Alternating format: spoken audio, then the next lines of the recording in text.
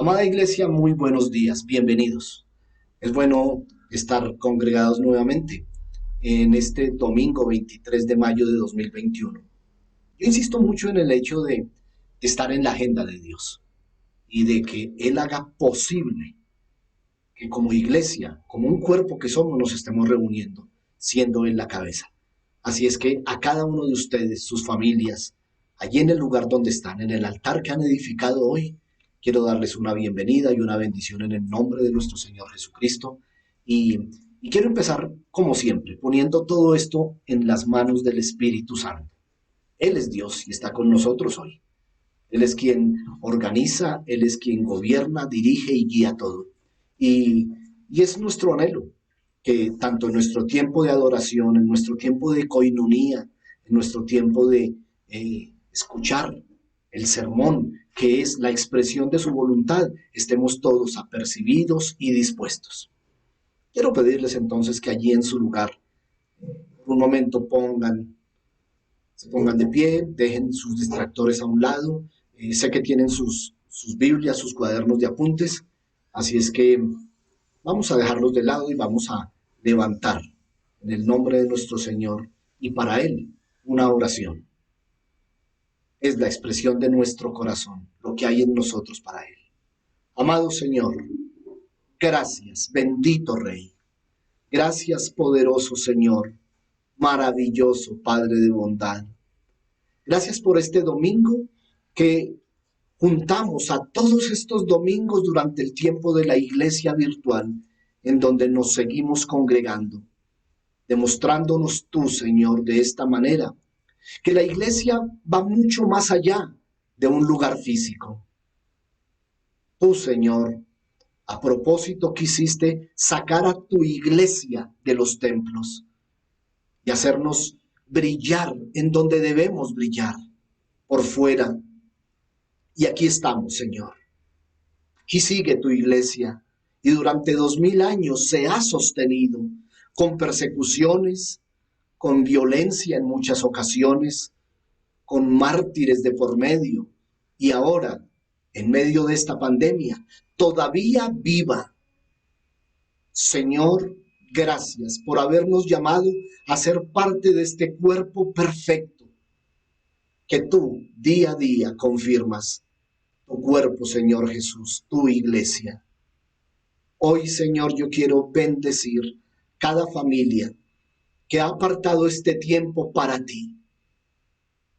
Yo te quiero clamar, Señor, por cada hogar en donde hoy, acudiendo a esta cita, estamos frente a ti. Y examina la condición que vive cada familia, su situación de salud, de provisión, de trabajo, de armonía, de paz. Porque si tú estás allí, muchas cosas tienen que pasar.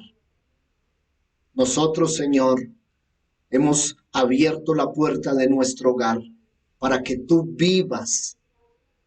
Tú no eres un visitante de paso, no eres un visitante ocasional. Tú eres Señor en nuestras casas. Tú eres Señor en el hogar de nuestra iglesia, Señor. Qué honor, qué privilegio más grande. Hoy queremos, a través de este tiempo de adoración,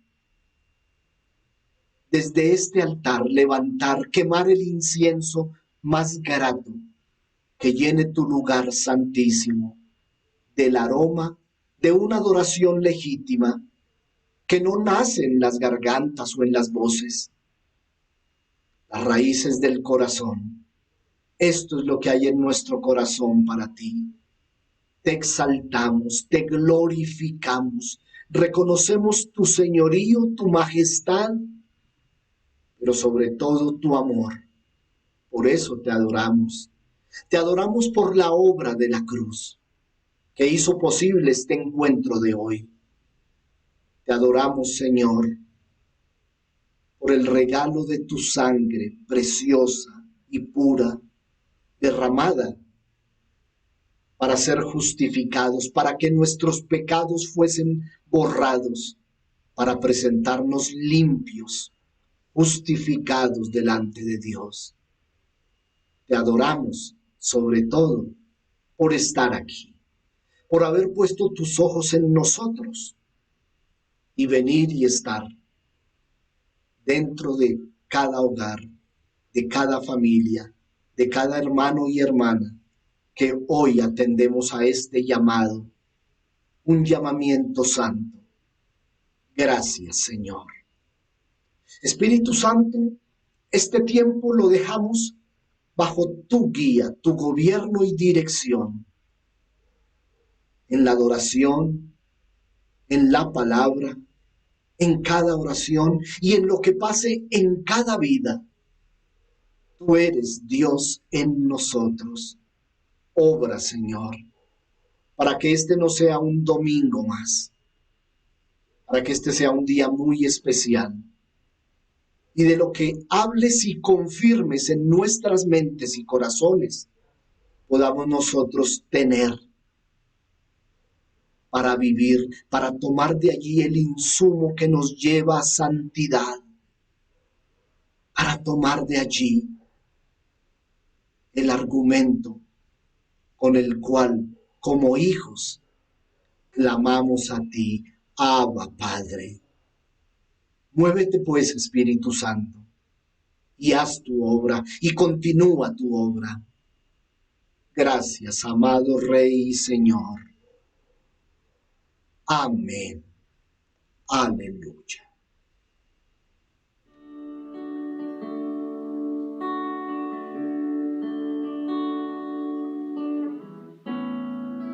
Si acaso se me olvida, si acaso se me escapa,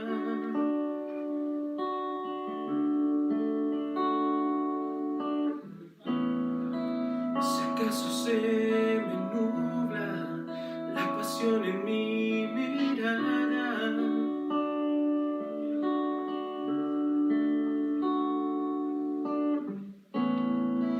si acaso se me olvida, si acaso se me escapa,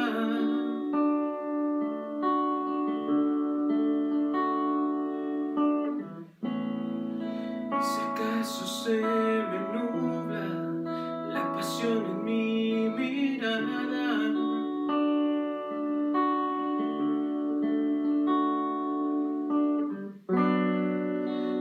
llévame al madero, al rincón de nuestro encuentro. Llévame al lugar donde empezó nuestra amistad. Llévame a la cruz. Llévame a la cruz. Llévame a la cruz. Llévame a la cruz.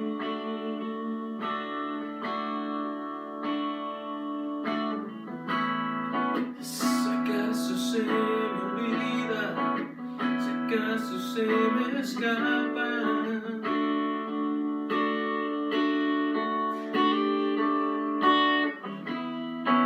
si acaso se me nubla la pasión en mi mirada,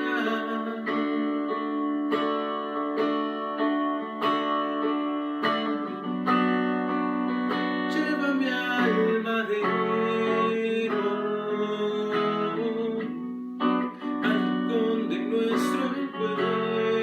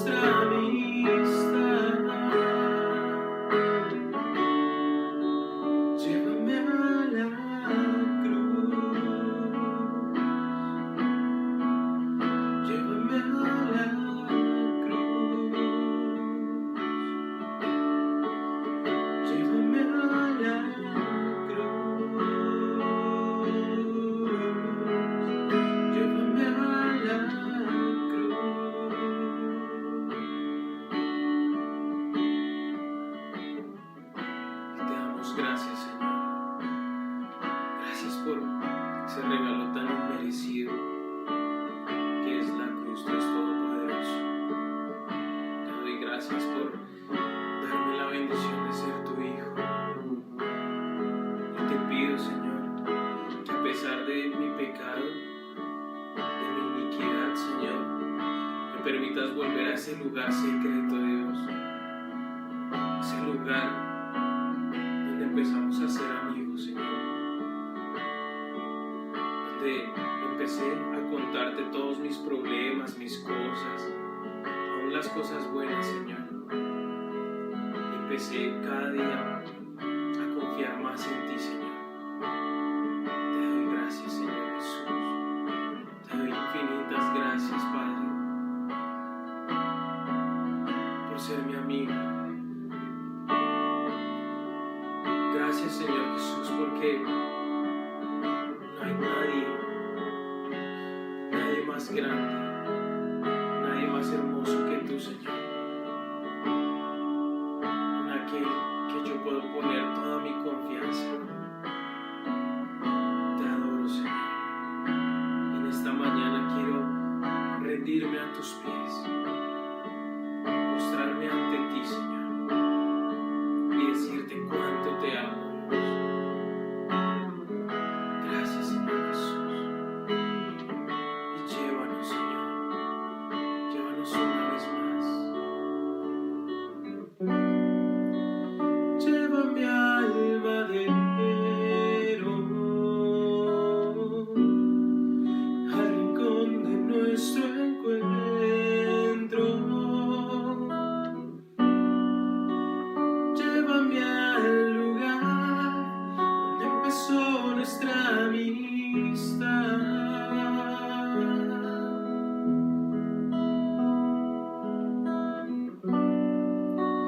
Llévame al madero,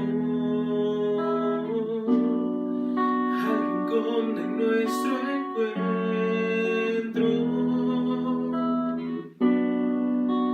Llévame al lugar donde empezó nuestra amistad.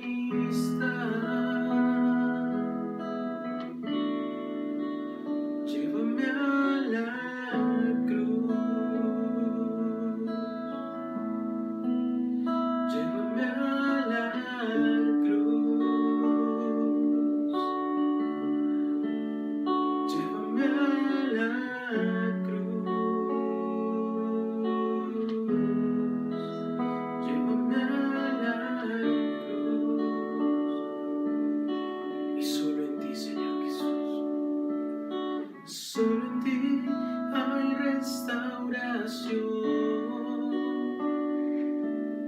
Solo en ti renuevo mi amor.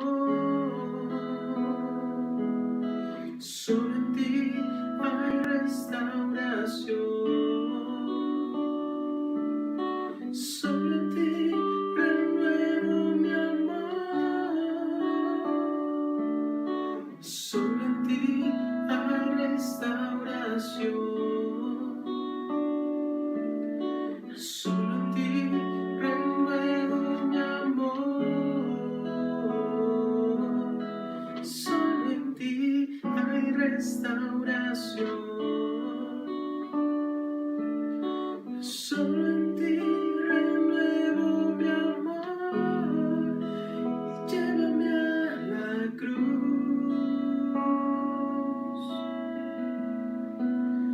Llévame a la cruz. Llévame a la cruz. Llévame a la cruz. Gracias, Señor Jesús. Te damos gracias, Señor Jesús. Infinitas gracias, Señor Jesús. Y en esta mañana te decimos, Señor, que lo único que queremos es estar cerca de ti, que tú te pegues a nosotros y nos abraces con esas cuerdas de amor. Te damos gracias, Señor Jesús.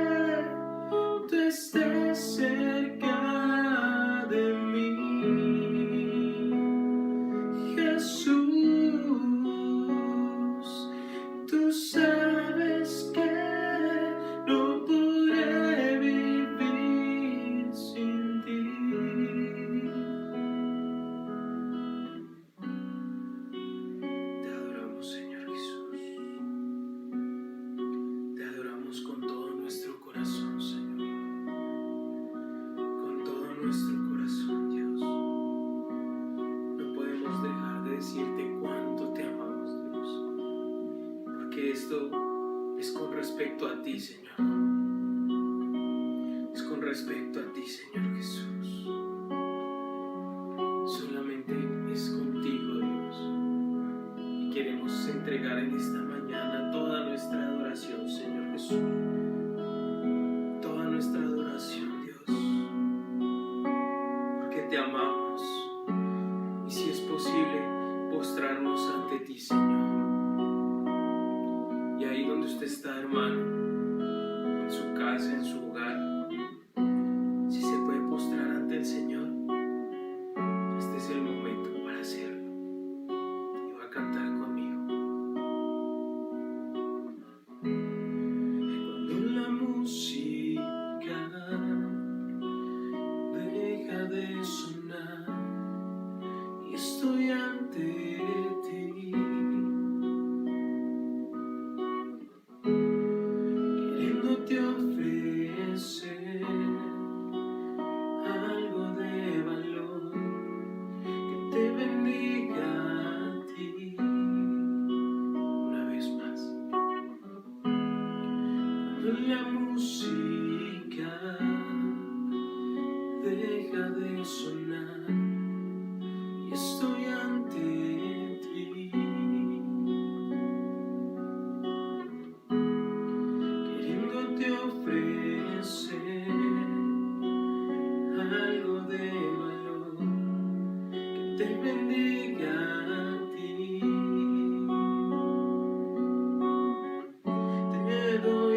más que una canción, pues solo una canción no es lo que esperas de mí. Tú buscas en mi interior, no te puedo engañar, tú miras mi corazón. Estoy volviendo al corazón de la adoración, pues se trata de ti, solo de ti, Cristo. Perdóname por haberme desviado, pues se trata de ti, solo de ti, Cristo. Solo es de ti, Señor, solamente de ti. Y lo que queremos hacer en este momento es olvidarnos de todo, olvidarnos lo que vamos a hacer ahora en la tarde, el trabajo que tenemos el día de mañana, y solo queremos concentrarnos en ti, Dios, solamente en ti, Señor. Cuando la música deja de sonar y estoy ante ti, queriéndote ofrecer algo de valor que te bendiga a ti. Te doy más que una canción, es solo una canción, no es lo que esperas de mí. Tú buscas en mi interior, no te puedo engañar, tú miras mi corazón. Estoy volviendo al corazón de la adoración, pues se trata de ti, solo de ti, Cristo. Perdóname por haberme desviado, pues se trata de ti, solo de ti, Cristo. Estoy volviendo al corazón de la adoración, pues se trata de ti, solo de ti, Cristo. Perdóname por haberme desviado, pues se trata de ti, solo de ti, Cristo. Estoy volviendo al corazón de la adoración.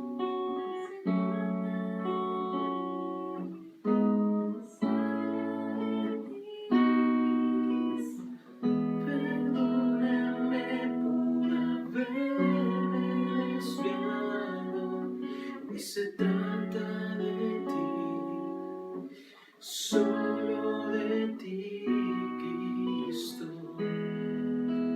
Te damos gracias, Señor Jesús. Queremos que así sean todos nuestros días, Dios, todas nuestras mañanas, que solo se trate de ti, Dios. Te bebamos en todo lugar, en todo momento. Te adoramos, Rey. Te queremos decir una última vez: estoy volviendo al corazón de la adoración, y se trata de ti, solo de ti, Cristo. Perdóname por haberme desviado, y se trata de ti,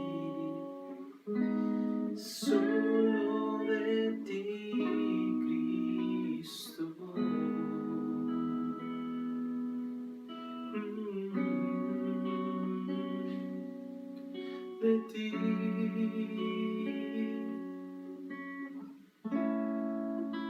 Damos toda la gloria y toda la honra a ti, Señor. Gracias por esta mañana. Gracias por la palabra que viene a continuación, Dios. Te exaltamos, Señor.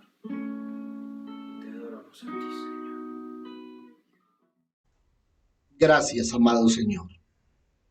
Gracias, porque todo lo que salga de nosotros para ti, en realidad tú lo has puesto en nuestros corazones. Esta es nuestra expresión de adoración a ti. Gracias, Señor, porque sabemos que allí en la eternidad habrá un continuo tiempo de adoración en tu presencia. Gracias, amado Rey, precioso Señor. Aleluya. Aleluya. Gracias, Dios. Gracias, Dios. Amados hermanos, asuman cada tiempo del desarrollo de culto. Este es el culto racional que el Señor pide. Asuman cada tiempo como algo muy del Espíritu. No es un protocolo que hay que cumplir. No, es que todos los domingos a las 10 de la mañana tenemos que hacer esto y tenemos que tener un tiempo de adoración y luego un tiempo de oración y luego un tiempo de palabra. No, no, no. Más allá que lo hacemos por seguir como el desarrollo, pero nunca vaya a creer que esto es una obligación en cuanto a la liturgia, en cuanto a cada asunto. No, disfrútelo en el Espíritu como algo especial, como si fuera único. El gran problema de la iglesia durante mucho tiempo fue tomar estos tiempos y asumirlos como tiempos de religión. No, nuestra relación con Dios va más allá de esto. Y en Ixam, el Espíritu Santo nos ha convencido. Esto es relación, no religión. Entonces, gocémonos en esto. Y con respecto a lo que hoy el Señor nos va a hablar, justamente es lo que ocurre, la consecuencia, el resultado de una relación. Bueno, les quiero recordar,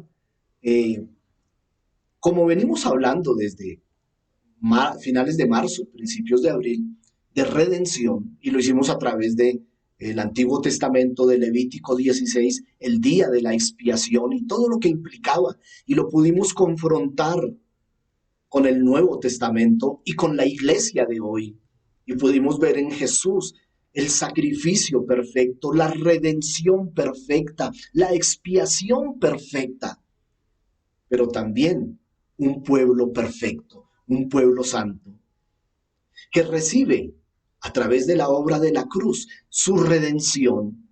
Pero no tiene que estar Jesús yendo a la cruz cada año, no tiene que estar ofreciéndose una y otra vez, sino que una sola vez y para siempre. Y el autor de Hebreos nos lo explica fácilmente y la iglesia lo ha entendido. Pero seguimos avanzando en el concepto y la realidad de nuestra redención en Cristo. Y entonces el Espíritu Santo nos trajo a un caso de redención maravillosa. Y qué mejor que el libro de Ruth, sobre el cual hemos estado bastante involucrados en las últimas 2 reuniones. Y lo estamos haciendo de una manera como no lo había hecho nunca. Yo les quiero confesar, durante mucho tiempo he venido predicando acerca de Ruth y de todo lo que tiene que ver con Ruth, pero no como ahora. La semana anterior establecíamos un fundamento geográfico. Ya habíamos hablado del fundamento social, ¿lo recuerdan? Bueno, hablábamos de Belén. Y para llegar a Belén tuvimos que ver esa palabra de Miqueas capítulo 5, verso 2, en donde dice, pero tú, Belén Efrata, la más pequeña de las, ni ciudades, ni provincia, era un pueblo. De allí iba a darnos, no solamente a través de lo que Dios movió para hacer posible esto de Ruth y que de él naciera el quien habría de ser rey de Israel después de 2 generaciones y después el rey y señor de la tierra, Jesucristo. Y Belén sería la escogida para eso, un pueblo tan pequeño y tan, entre comillas, insignificante como lo fue la posada, aquella que estaba destinada para albergar ganado, en donde Jesús nace.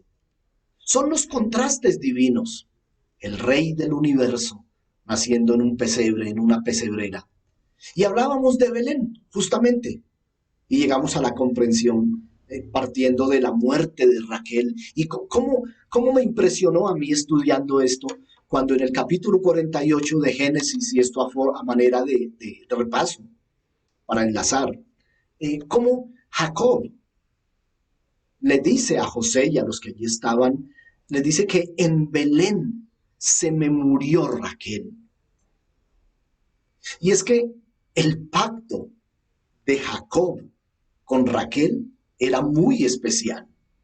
Y habíamos dicho aquí, hablando del pacto Gesed, es decir, de ese pacto de fidelidad y lealtad sobre el cual está establecido el nuevo pacto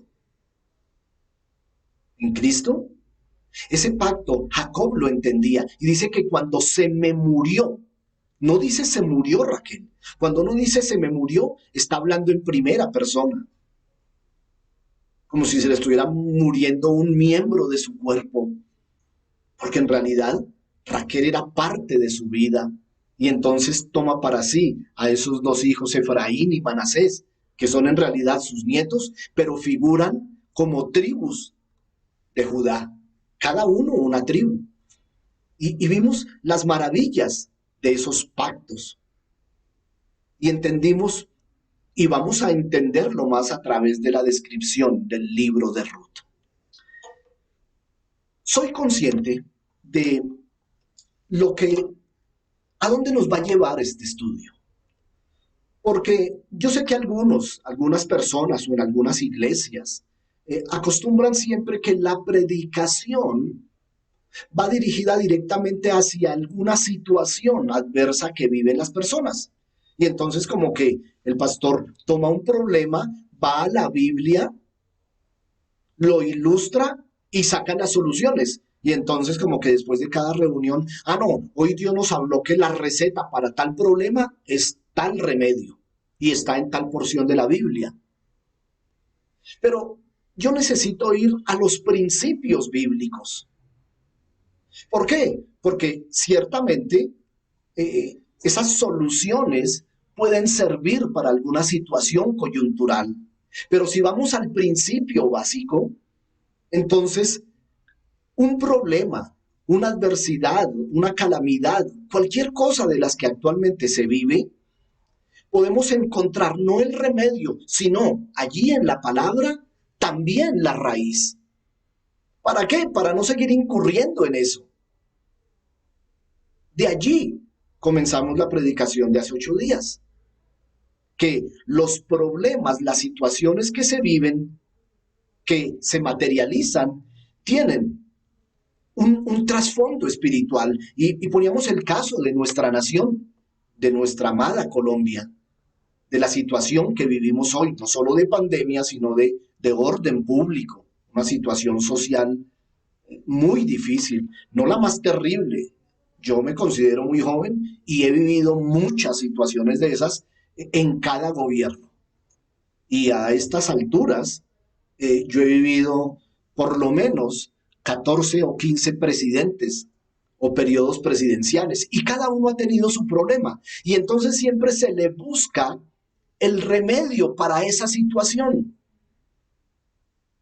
Y el Señor nos decía, venga, deje de buscar el remedio para corregir esa situación y vaya a la raíz, vaya al principio para que evite caer continuamente en eso y se esté tomando su pasta para el remedio.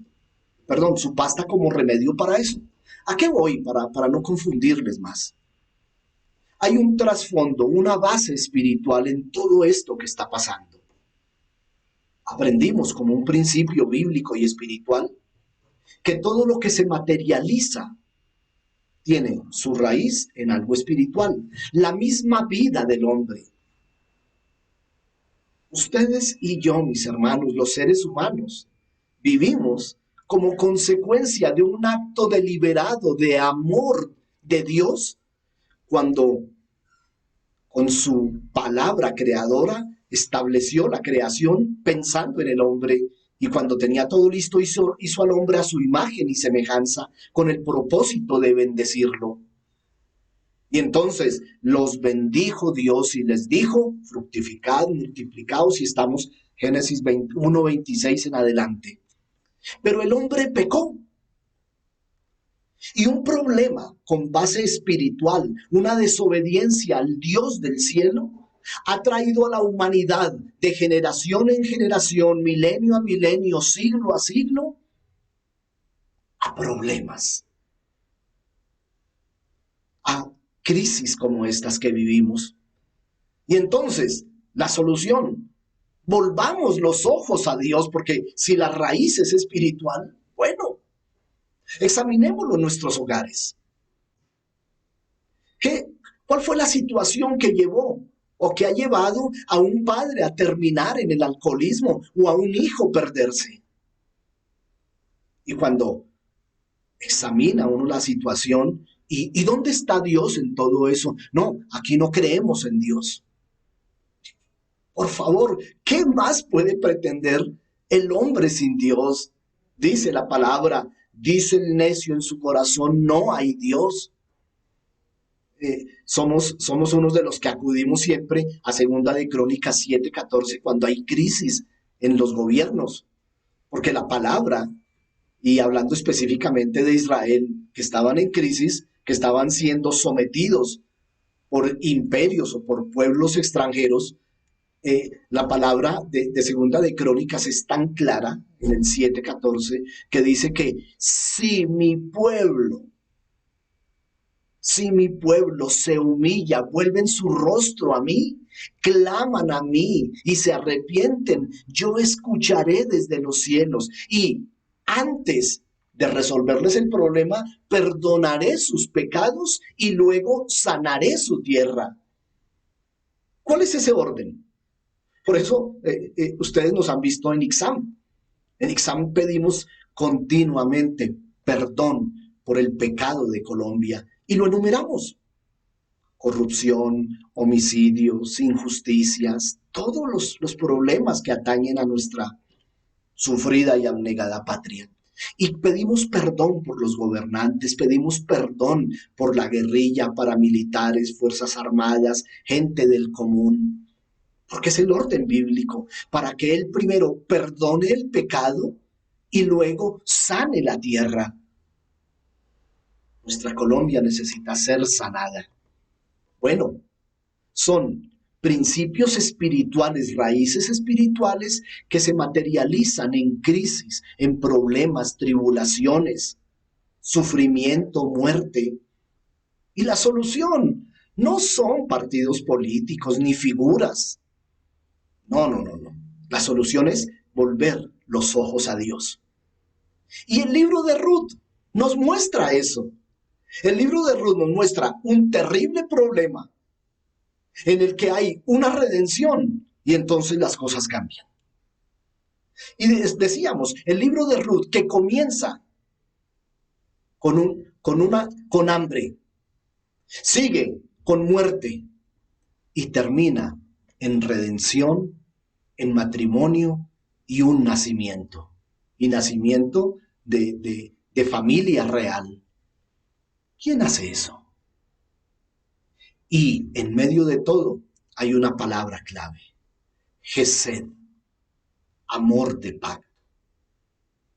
Gesed, fidelidad en el pacto. Bueno, sigamos poniendo las bases del libro de Ruth, ¿de acuerdo? Y tenemos que ir, obviamente, a Ruth, capítulo 1. Yo recuerdo, hace algunos años, hace mucho tiempo no veo en televisión, un programa que se llamaba The Biggest Loser. Eran hombres o mujeres de más de 200 kilos que estaban muy mal, muy enfermos, y se sometían a un programa a través del cual en 12 meses hacían un pacto con su entrenador, un pacto de disciplina, un pacto de renuncia, un pacto de obediencia a las normas que imponía el programa. Y entonces veíamos resultados maravillosos. Y un joven de 28 años, de 280 kilos, al año pesaba 90 kilos. No fue de la noche a la mañana, 365 días de rutinas, de abstenerse de comer lo que puede comer alguien con una capacidad estomacal de 280 kilos. ¿A qué voy? El programa y el entrenador o los entrenadores, que eran varios, sabían que durante ese tiempo la persona iba a recaer, porque eran 3 meses en los que estaban concentrados en un lugar y entonces les manejaban la dieta, los ejercicios, sistemáticamente los iban llevando cada vez a más esfuerzo y era un programa muy bien hecho. Pero el programa, el diseño del programa era consciente que terminado el año y la persona hubiese bajado, hubiese perdido mucho peso, iba a volver a su casa y no iba a tener el control de las cámaras ni el seguimiento continuo del entrenador, sino que en ese año tenían que formar en la persona la disciplina para ser consciente que cuando saliera ya no iba a estar dentro del pacto, ya no iba a estar supervisado ni vigilado, pero en su conciencia debería sostener para él mismo que tenía un pacto con él mismo. Les decía que el entrenador y el programa sabían que iba a haber momentos muy difíciles de ansiedad. A los 3 meses mandaban a la persona a su casa, le ponían cámaras y le daban su rutina. Debe comer esto, esto debe hacer. Les ponían un gimnasio en su casa. Y la persona en el siguiente mes, del tercero al cuarto mes, estaba muy juicioso. Pero poco a poco empezaba a recaer y entonces volvía a comer cosas que no deberían comer, más que prohibidas, eran dañinas. Y sin embargo lo hacía. Y ya no hacía las 4, 5 o 6 horas de ejercicio, sino 3 horas. Y empezaba a flaquear. Y entonces era cuando intervenía el programa y le decía, ¿qué está pasando? ¿Qué es lo que está pasando? Y en muchas veces los muchachos se enojaban, o las chicas, porque eran de ambos sexos. Y había algo que a mí me impresionaba mucho. E incluso llegaron a ser bastante agresivos y groseros con el entrenador. Sin embargo, el entrenador no los abandonaba. Y yo pensaba en algo. ¿Qué los obliga a aguantarse la grosería si es por el bien de esa persona? Y llegaba a una conclusión. Es que ese hombre había firmado un documento, un contrato por un año. Es decir, ese contrato, al igual que los pactos que hacemos con Dios, son contratos. El del programa, tendría que ser autenticado en una notaría y llevaría sus firmas y huellas. El pacto en el que estamos nosotros, primero como raza humana, porque recuerden cuántos pactos Dios ha hecho con el hombre. El pacto del jardín del Edén, el pacto edénico, el pacto con Adán, el pacto con Noé después del diluvio, el pacto con Abraham, el pacto con Israel en el Éxodo, el pacto con David de tener siempre un rey de la descendencia de Judá. Son muchos los pactos, hasta nosotros, ustedes y yo, estamos también inmersos en un pacto en el que La sangre de Cristo sella el contrato. Y entonces en ese pacto se nos ha impuesto también un compromiso de vivir en santidad, un compromiso de obediencia a la palabra de Dios, un compromiso de rectitud delante de Dios y de los hombres, de la sociedad que nos rodea. Y entonces, Dios, fiel a su pacto, fiel a lo que Él dice, y lo vimos aquí en Números 23, fiel a todo esto, por más que nosotros le fallamos, por más que nosotros empezamos a flaquear, nos desanimamos, lo desilusionamos, Él no rompe el pacto. Él continúa fiel. Sus brazos de amor nos sostienen cuando caemos. Cuando vamos a tropezar, Él se atraviesa y nos levanta cuando no hemos caído y golpeado con el piso. Así es el amor de pacto de Dios. Y es lo maravilloso de este libro de Ruth. Y lo vamos a ver en personas común y corriente. Es más, en personas que aparentemente no deberían ser fieles a ese pacto por no estar en todo esto. Pues bien, de ese tamaño es esto. Entonces, estemos tranquilos en el sentido de que, bueno, ¿yo qué voy a decir hoy? ¿Qué aprendí hoy?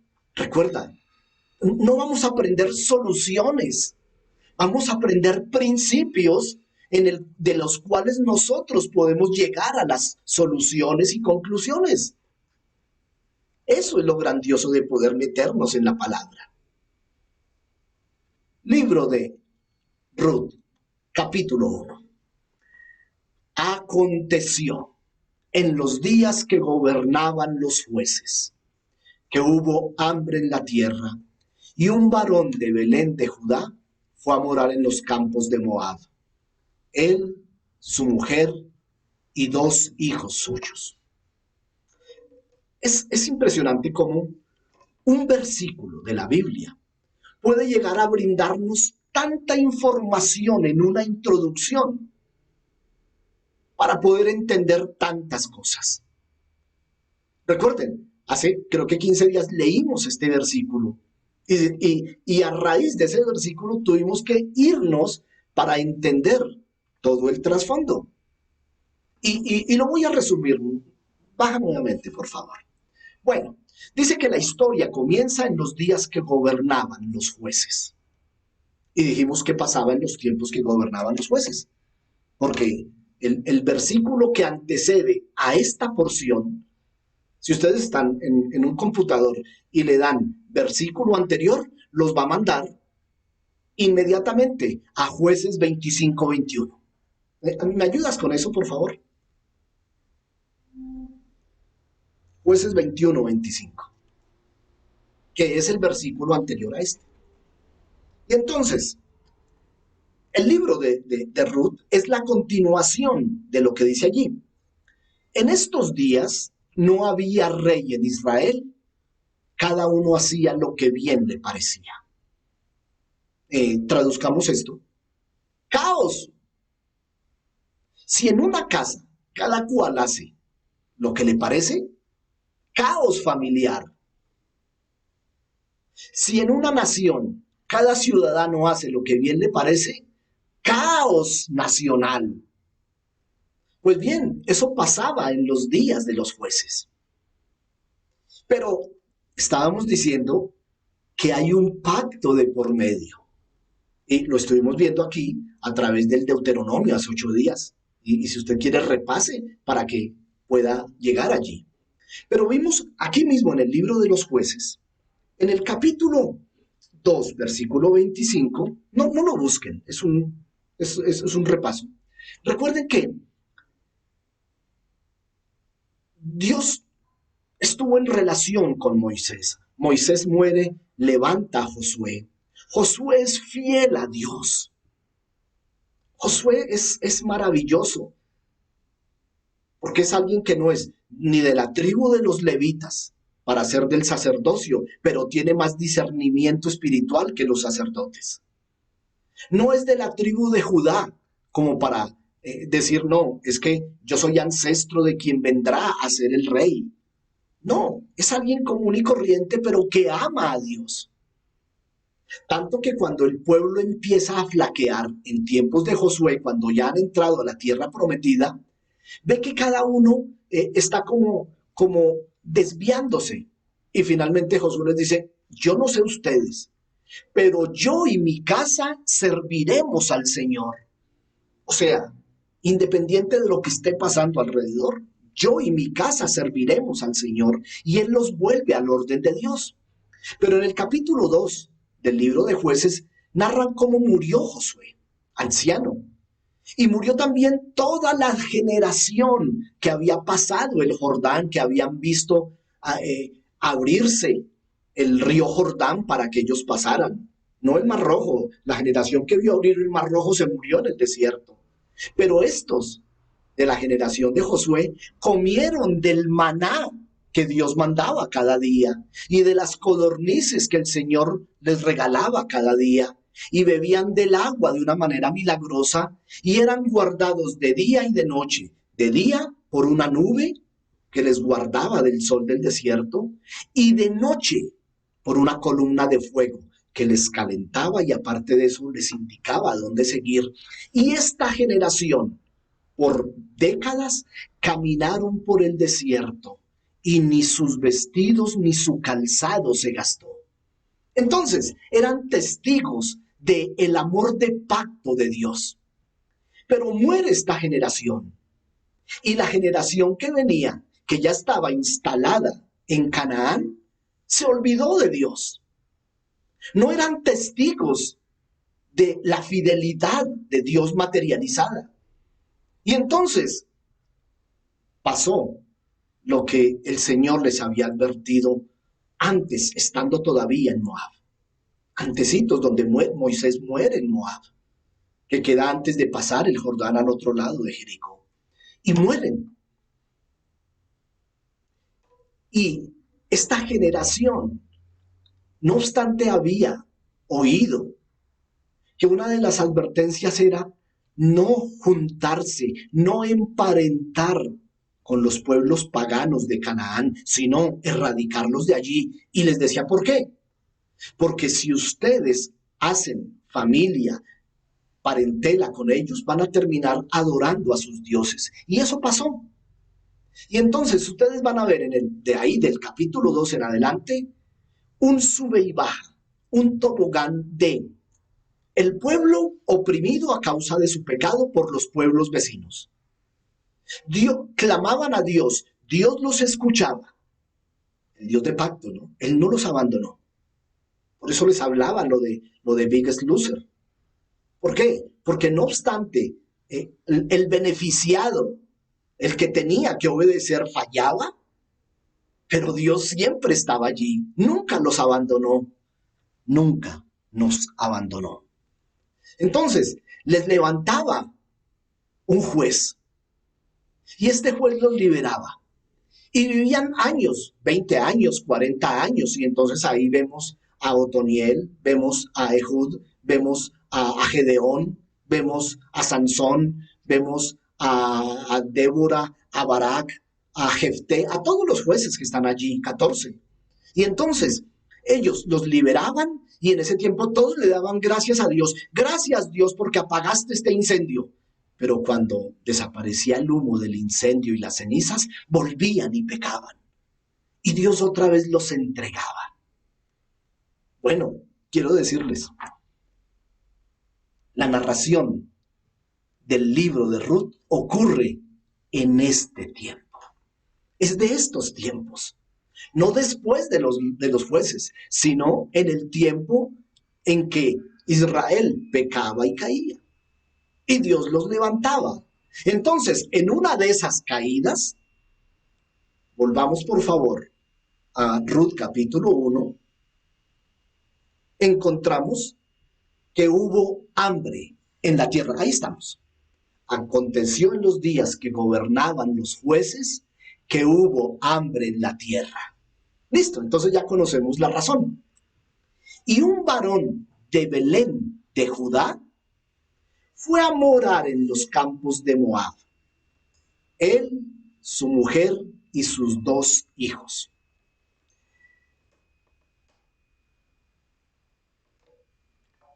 ¿Qué es Belén?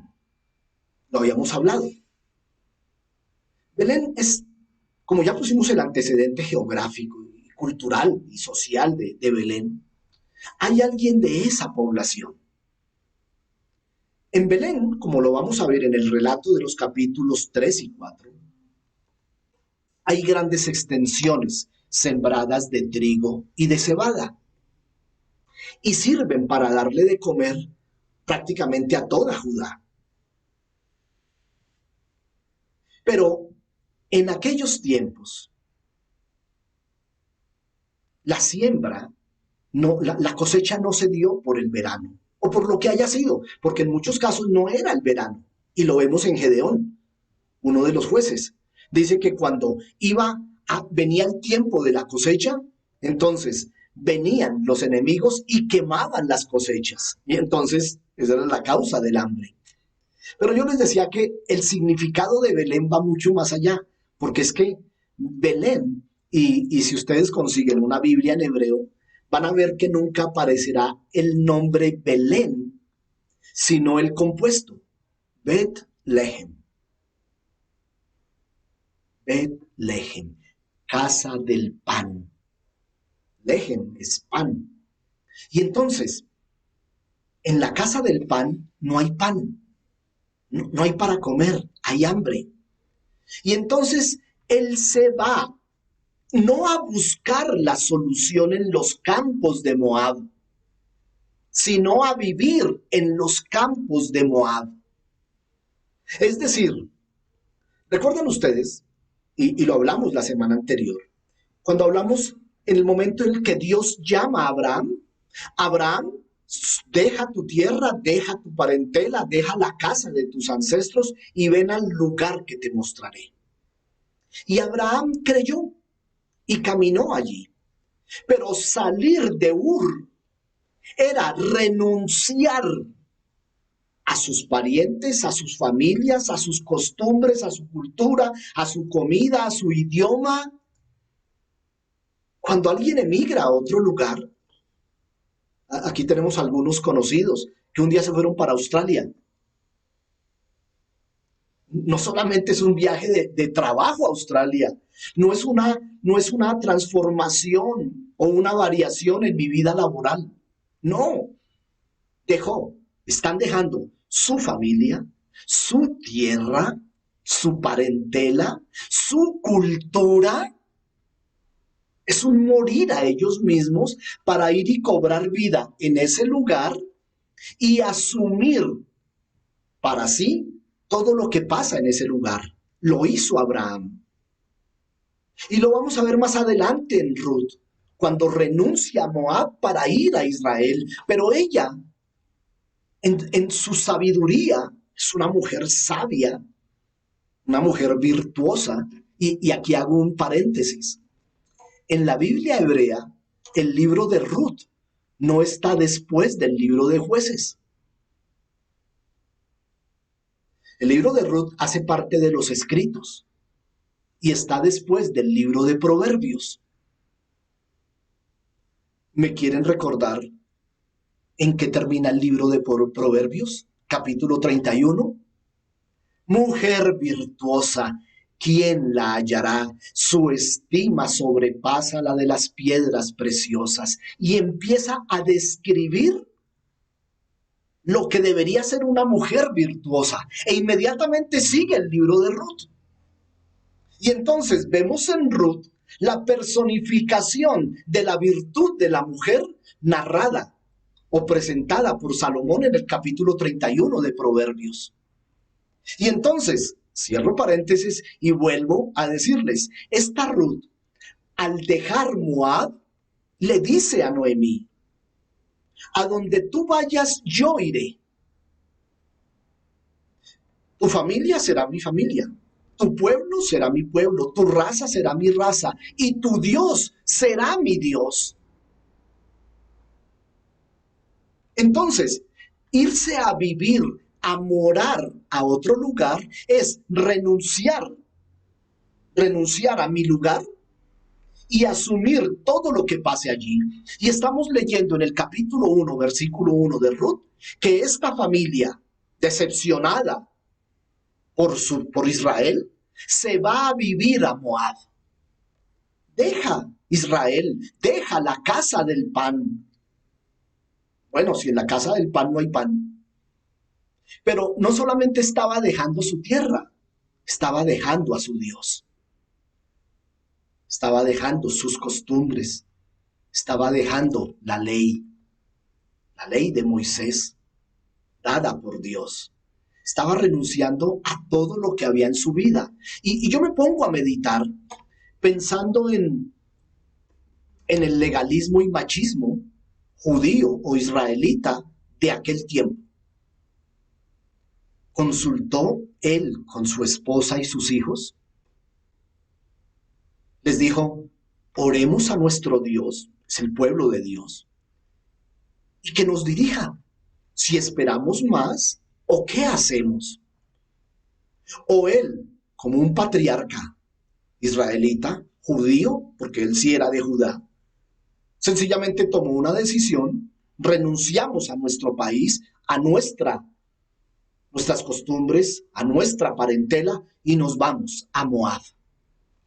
La inquietud es, ¿por qué Moab? Bueno, Abraham descendió a Egipto, porque sabía que en Egipto había abundancia.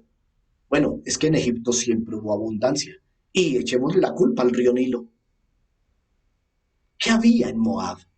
¿Por qué termina descendiendo a Moab?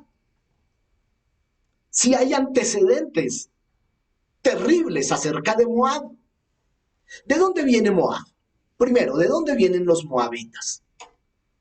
¿Recuerdan a Lot? Cuando Abraham libera a Lot, y está narrado en el capítulo 21 de Génesis, dice que después de la destrucción de Sodoma y Gomorra y la muerte de la esposa de Lot, las hijas emborracharon a Lot y tuvieron relaciones sexuales con él. Y la mayor quedó embarazada. Y cuando nació su hijo, lo llamó Moab, quien es padre de todos los moabitas. Entonces, es un pueblo cuya raíz es un incesto, abominable para Dios, ¿no? Pero no solo eso, Moab se opuso siempre al pueblo de Israel en su camino por el desierto, porque es que la última población, el último pueblo antes de llegar a la tierra prometida era Moab. Y ellos, los moabitas, les prohibieron el paso por su tierra. No obstante, Moisés y el liderazgo le dijeron, no, pagamos peaje. Nosotros no nos vamos a comer nada de su tierra. Nosotros traemos nuestra comida y les vamos a pagar por cada día que estemos aquí. Y no, Señor. Y entonces, por eso, Dios lo hizo un pueblo abominable. Y dijo, ¿por qué? Porque cuando íbamos por el desierto, camino a Canaán, se nos opuso Moab. Pero no solo eso. Allí, en el libro de los Números, ¿me ayudas, Juanito, por favor? En el libro de los Números, capítulo 25. Y quiero ir en mi Biblia.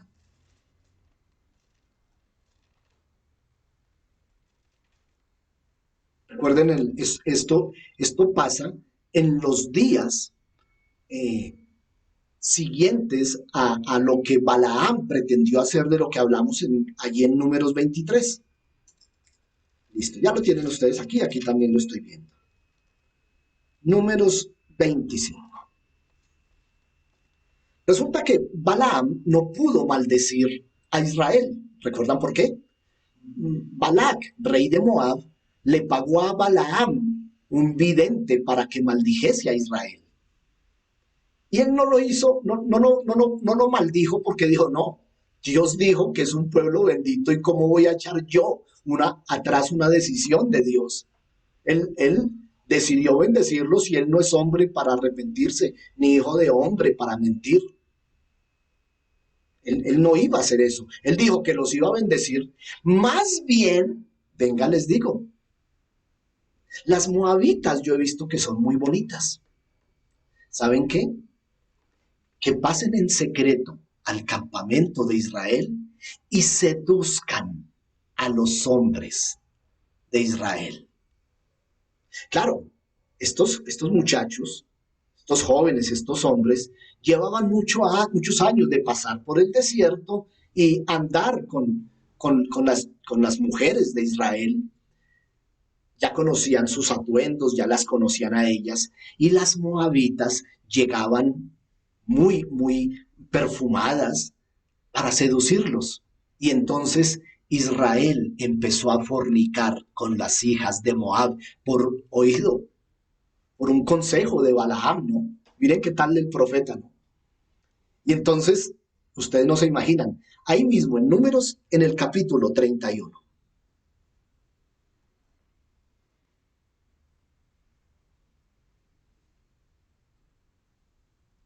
Verso 16, vamos al punto, apenas necesito tocarles qué pasaba. He aquí les recuerda Moisés qué pasó con estas mujeres. Y aquí dice, por consejo de Balaam, ellas fueron causa de que los hijos de Israel prevaricasen contra Jehová. Lo que dice, lo que acabamos de ver en el 25. Pero aquí dice qué pasó. A causa de la fornicación, del pecado sexual, de inmoralidad sexual del pueblo con moabitas, hubo una gran mortandad en el campamento. Y siempre se acordaron de eso. Déjalo allí. Siempre se acordaron de esto. Y entonces, para ellos, para Israel, Moab, no solamente por venir de una relación incestuosa, sino por haber provocado al pueblo a pecado, Moab era despreciable. Despreciable a los ojos de Dios, despreciable a los ojos del pueblo. Y estoy viendo aquí una porción de un juez, Ehud.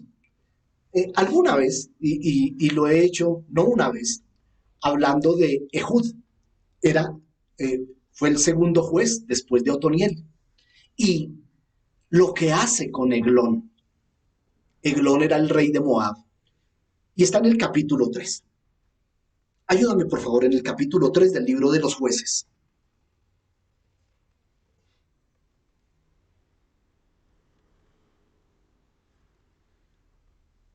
El juez Otoniel era hijo de Caleb, ¿lo recuerdan?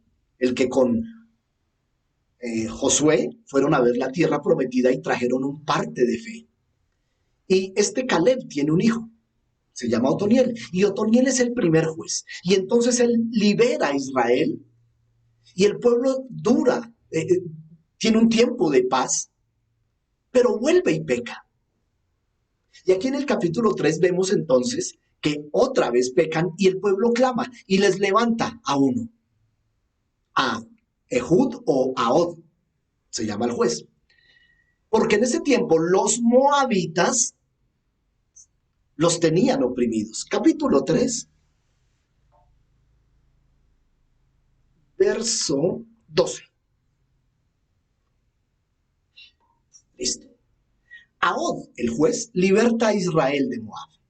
Volvieron los hijos de Israel a hacer lo malo ante los ojos de Jehová. Y Jehová fortaleció a Eglón, rey de Moab, contra Israel, por cuanto había hecho lo malo ante los ojos de Dios. ¿Se dan cuenta? Una crisis material, real, por causa espiritual. Es decir, Eglón era un hombre muy grande y muy gordo. Juntó consigo a los hijos de Amón y de Amalek, y vino e hirió a Israel y tomó la ciudad de las palmeras. Es decir, se juntó Moab, Amón y Amalek. ¿Para qué más, no? Y sirvieron los hijos de Israel a Eglón, rey de Moab, 18 años. Vuelve a Ruth. 18 años estuvieron oprimidos por los moabitas. Entonces, para el pueblo de Israel, Moab, sí, son vecinos. Bueno, vecinos del otro lado del Jordán, ¿no? Cuando uno está en Israel, ustedes ven el Jordán y una gran cordillera. Moab queda al otro lado de la cordillera. Entonces, cuando este hombre de Belén de Judá toma la decisión de irse a vivir y asumir la vida de ellos, la sociedad de ellos, la cultura de ellos, las costumbres, la comida y los dioses de ellos, es una terrible abominación. ¿Por qué Moab? ¿Por qué no se fue hacia otras partes, en donde seguro también habría comida? ¿Por qué no se fue hacia Siria? ¿A Damasco? Pues bien, pues se fue él, su mujer y sus 2 hijos. Bueno, siguiente versículo y allí terminamos hoy, porque es que de aquí, de este segundo versículo, tenemos el nombre de aquel varón era Elimelech. Elí significa Dios. Ya lo habíamos dicho en el caso de Eliezer, Elías, Eliseo. Todas las terminaciones el o inicios Elí significan Dios algo. En este caso, el vocablo hebreo es Melech. Melech. Es decir, escuchen esto. El nombre Elimelech significa Jehová es mi rey. ¿Escuchas? Dios es mi rey. Y sin embargo, hay hambre en su casa y no acude a su rey. Hay crisis en su nación y no acude a su rey. ¿De qué sirve su nombre? Si Dios es mi rey, pues yo tengo que estar sujeto y depender de mi rey. ¿Qué pasó con Elimelech? Porque al irse a Moab, iba a asumir el sometimiento de otro rey e iba a dejar a Jehová. Es mucho más que trastearse. Es un cambio rotundo. Y el de su mujer, Noemí, que significa dulzura. En otra acepción, placentera. Y los nombres de sus hijos eran Maglón, que significa, ustedes saben qué significa, pero les voy a leer porque yo ya les dije que significa enfermizo. Pero escuchen todo lo que significa Maglón, aparte de enfermizo. Débil, flaco. Listo, con este nombre tenemos todo. Y Kelión, que significa destruido, desfallecido, muerto, muerto en vida, ¿no? Y uno pregunta, ¿cómo nombran a 2 hijos de esa manera?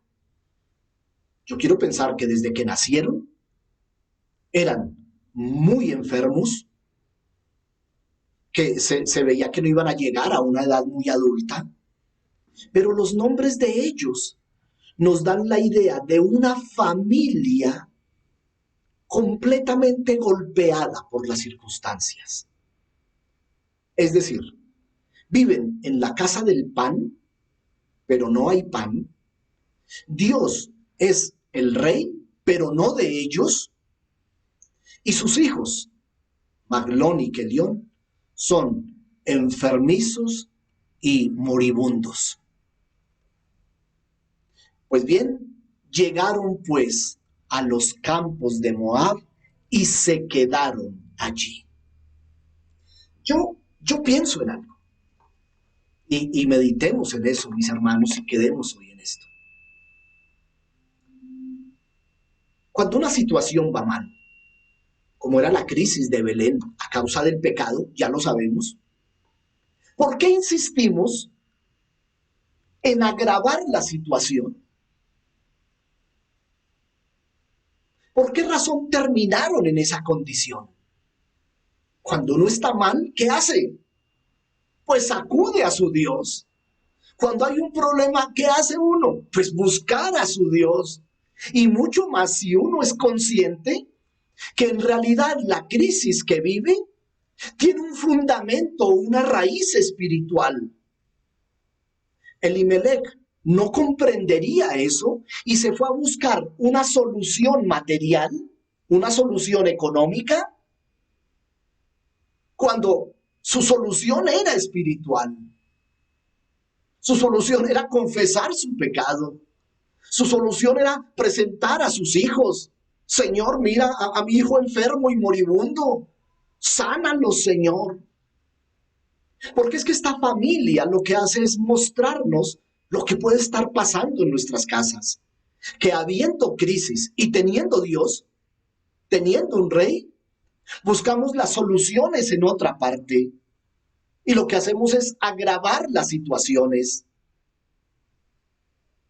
Y el mismo capítulo 1 nos va a dar la solución, o nos va a decir en dónde estaba la solución, porque es que como Dios es fiel a su pacto, Dios no se había olvidado de Belén,